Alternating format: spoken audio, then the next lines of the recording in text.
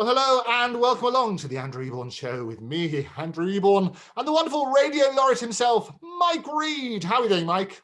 I'm very good. Is that a Mary Martin jacket you're wearing?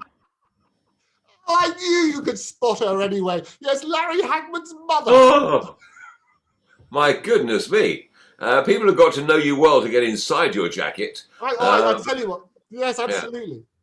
I mean, I guess they know you well enough. Once you open your jacket like that, they're not going to be too scared because they know you. But a stranger, I think, might be frightened. It's a bit like a sort of bird of paradise or a bird of prey going, it's like the peacock, isn't it? That's what it is. It is strange when you do have peacock jacket. Stylings. You do have to sort of do that sort of moment, don't you? But Mary's renowned for her linings, even more so than her outers. It's that's how you attract your women. You walk out Regent's Park and go, it's the peacock effect.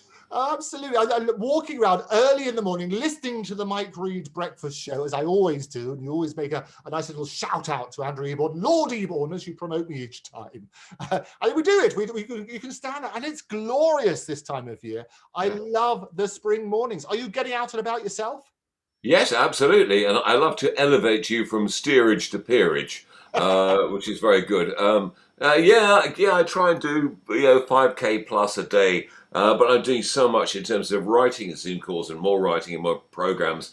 It's difficult. You've got to get out. But as from Monday, we can now book tennis courts again, and from Monday a week, get out there and play again. So I'll be back. I'll be back playing hopefully at least a couple of times a week. Oh, brilliant. I love it. And all appropriately following the rules and socially distanced, because that's been the big issue in the last week, hasn't it? About people protesting, but not really following the rules.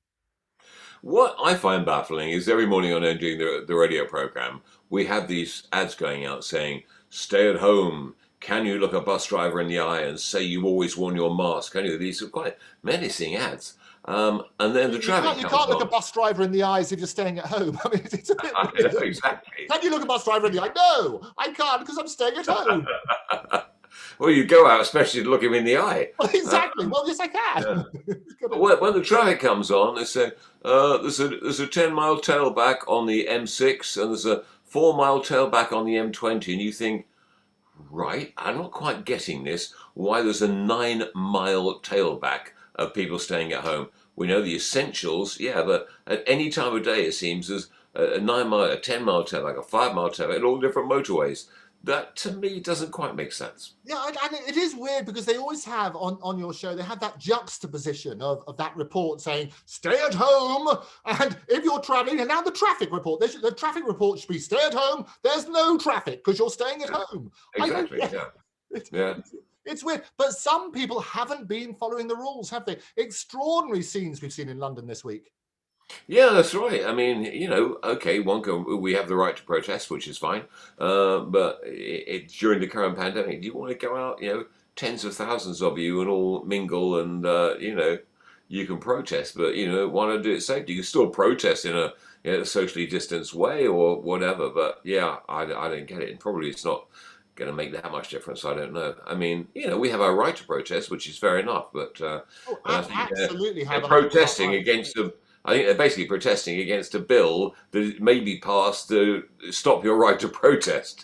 So it was wonderful, it's really strange juxtaposition, as they say, stay at home, don't look a bus driver in the eye, work on the basis you can protest, but let's protest against bills stopping protesting. It's all a bit weird. The weirdest thing of all, however, is what went on down in Eastbourne. Talk about English eccentric. What on earth were they doing?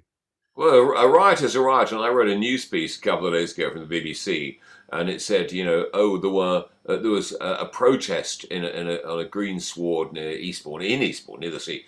There was a protest, and hundreds of people gathered to protest against what I'm not too sure, but their protest, it said, included they appeared to link arms and run in and out on the green sward, and some people started putting their leg out. And then their other leg out, and they did this 3 times. And then somebody rushed towards the middle and shouted, "Whoa, hokey cokey cokey." And this was a typed BBC written report. It was quite strange. Somebody shouted, "Whoa, hokey cokey cokey." It's a reporter that's never heard of the hokey cokey, who's just reporting what he sees.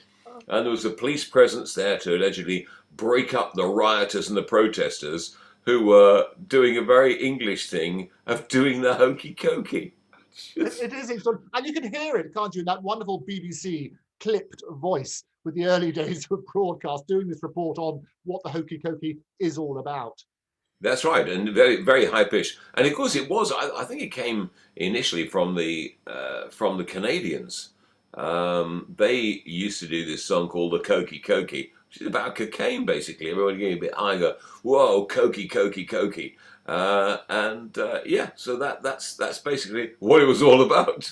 It was indeed. Well, the radio laureate has turned his attention to the strange going on in Eastbourne. Let's hear what he had to say. Maybe I should do it very English. Maybe do Prince Charles. It's true. This is the way the English are. The tales you don't hear on Andrew Marr. Listen up, attention all.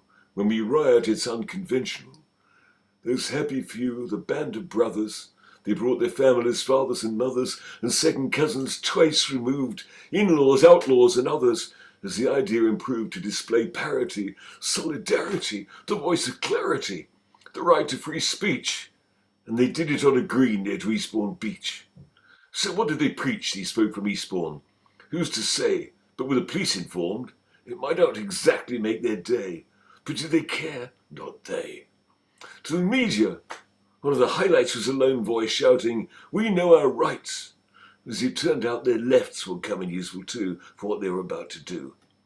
But instead of having a proper debate, they chose an odd way to demonstrate. Quite quickly, and with a hint of strictly, they all held hands near the Eastbourne sands. They put both legs in and both legs out at various times, and they shook them all about. The best protest in time. Then they all turned around and rushed towards each other, this band of seaside brothers, shouting their rallying cry, a bit like karaoke, "Oh, hokey cokey cokey." And up went a qualifying shout. And that's what it's all about. This is the way the English are. And as the riot police returned to their car, I swear I heard them from afar sing, "Knees bent, arms stretched, rah, rah, rah." Yes, this is the way the English are. I have to say, I haven't heard you do a Prince Charles before. That was very good. I love it. The problem is, Andrew, he's shooting the cufflinks. One needs the links to shoot, you know. So how long have you been here? Extraordinary. I mean, my favourite one, of course, is the old story with Charles and the BBC commissioner. That Charles was there for a function and running late. And he's half an hour late, and he's a guy standing by the door. And he said, "I'm terribly sorry, I'm terribly sorry. How long have you been here?" 28 years, sir.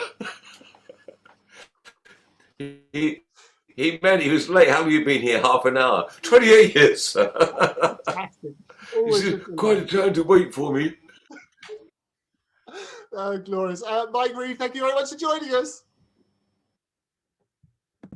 So thank you to Mike Read, the radio laureate, and a bit of Prince Charles thrown in for good measure. Don't forget, if you'd like to be a guest, you can write to me at guests@octopustv.com. That's guests@octopustv.com. You can follow me at Andrew Eborn at octopustv and subscribe on all of the usual channels. But for me, for now, thanks for joining me. See you next time. Bye.